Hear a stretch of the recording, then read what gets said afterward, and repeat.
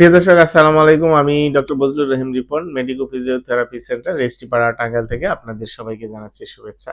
প্রিয় দর্শক, আজকে যে বিষয়টি নিয়ে কথা বলবো সেটি হচ্ছে যে বেলস পলসি বা ফেসিয়াল পলসি। এই যে বেলস পলসি বা ফেসিয়াল পলসি, এটা হলো যে আমাদের ফেসিয়াল নার্ভ যখন সমস্যায় হয় তখন আমাদের মুখের এক পাশ প্যারালাইজড হয়ে যায় এবং মুখ একদিকে বেঁকে যায়। তো এই যে ফেসিয়াল পলসি বা মুখ একদিকে বেঁকে যাওয়া, এটা সাধারণত কি কারণে হয় সবসময় সঠিক কারণ জানা যায় না। তবে সাধারণত দেখা যায় যে এভিডেন্স বলে যে এক ধরনের ভাইরাস, যেটি আপনার হারপেস সিমপ্লেক্স ভাইরাস নামক একটি ভাইরাস, যেটি আপনার সুপ্ত অবস্থায় থাকে, সেটি যদি আপনার রিঅ্যাক্টিভ হয় তখন আপনার ফেসিয়াল নার্ভের মধ্যে প্রদাহ তৈরি করে এবং ফেসিয়াল নার্ভটা তখন ফুলে যায়।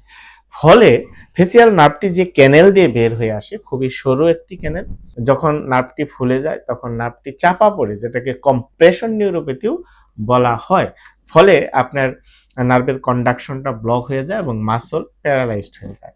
তখন এটাকে আমরা বেলস পলসি বা ফেসিয়াল পলসি বলি। তো এই ধরনের বেলস পলসি বা ফেসিয়াল পলসির ক্ষেত্রে যদি সঠিকভাবে চিকিৎসা নেওয়া যায় তাহলে দেখা যায় যে 85 থেকে 90% রোগী কিন্তু কমপ্লিটলি রিকভারি হয়ে যায় 1 থেকে 2 মাস বা 3 মাসের মধ্যে। তো এই ধরনের বেলস পলসি বা ফেসিয়াল পলসি হলে আসলে কি ধরনের চিকিৎসা আমাদের নেওয়া প্রয়োজন? তো এই ধরনের বেলস পলসি হলে প্রথমত যেটা করা দরকার সেটি হচ্ছে যে ইমিডিয়েটলি একজন নিউরোমেডিসিনের পরামর্শ অনুযায়ী কিছু স্টেরয়েড বা অ্যান্টিভাইরাল ড্রাগ খাওয়া যেতে পারে। অবশ্যই নিউরো মেডিসিনের চিকিৎসকের পরামর্শ অনুযায়ী নিলে ভালো হয়। এবং এর সাথে আপনার আই কেয়ারটা খুবই জরুরি, অর্থাৎ চোখের কেয়ারটা। কারণ বেলস পলসি হলে দেখা যায় যে চোখটা অনেক সময় খোলা থাকে, বন্ধ হতে চায় না। সুতরাং চোখের মধ্যে যাতে প্রবলেম না হয় এর জন্য আই কেয়ারটা খুবই জরুরি।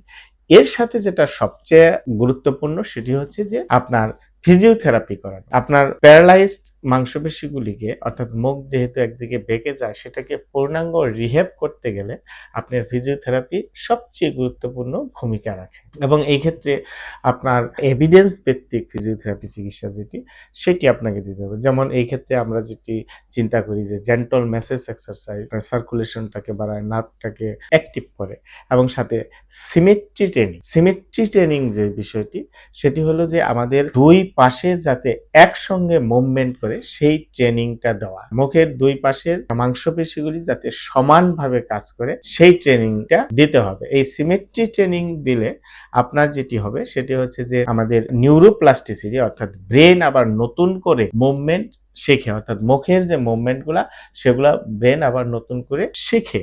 সুতরাং সিমেট্রি ট্রেনিংটা খুবই গুরুত্বপূর্ণ। এর সাথে আমাদের যেটা করতে হবে নিউরোমাসকুলার রিএডুকেশন, অর্থাৎ আপনার নার্ভ এবং মাসেলের যে সমন্বিত অ্যাক্টিভিটি, সেইটাকে আমাদের রিএডুকেট করা, পুনরায় শেখানো।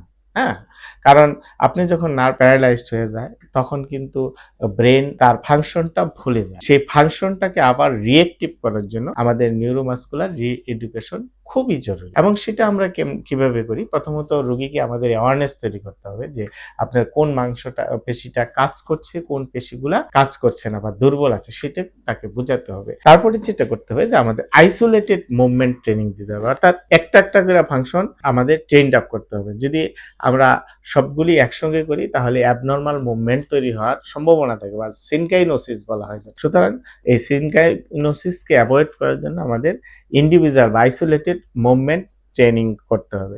এবং এক্সারসাইজগুলো বা মুভমেন্টগুলো স্লো এবং কোঅর্ডিনেটেড ওয়েতে হতে হবে, কারণ ফাস্ট মুভমেন্ট হলে কিন্তু আবার অ্যাবনর্মাল মুভমেন্ট তৈরি হওয়ার সম্ভাবনা থাকে। এবং তাকে ফাংশনাল ট্রেনিং দিতে হবে।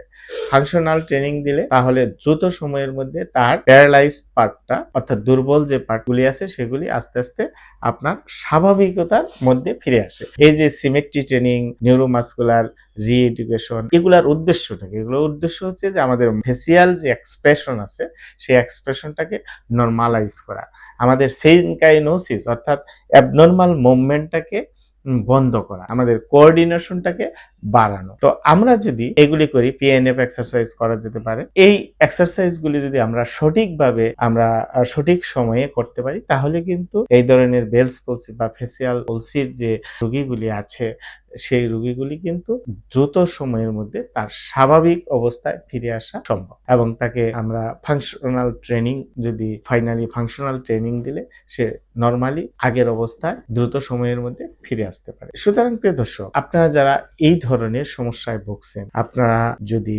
ইমিডিয়েটলি একজন নিউরোমেডিসিনের চিকিৎসকের পরামর্শ নিয়ে আপনি যদি ফিজিওথেরাপি চিকিৎসা যথাসময়ে করতে পারেন, তাহলে কিন্তু আপনার ডিসেবিলিটি থাকার সম্ভাবনা অনেকাংশেই কমে যায় এবং ফুল রিকভারি হওয়ার সম্ভাবনা অনেকাংশে বেড়ে যায়। সুতরাং আপনারা যারা এই সমস্যায় ভুগছেন, অবশ্যই একজন ফিজিওথেরাপি চিকিৎসকের পরামর্শ নেবেন। আমাদের পরামর্শ নিতে চাইলে আমাদের স্ক্রিনে দেওয়া নম্বরে যোগাযোগ করতে পারেন। ধন্যবাদ সবাইকে। আসসালামু আলাইকুম।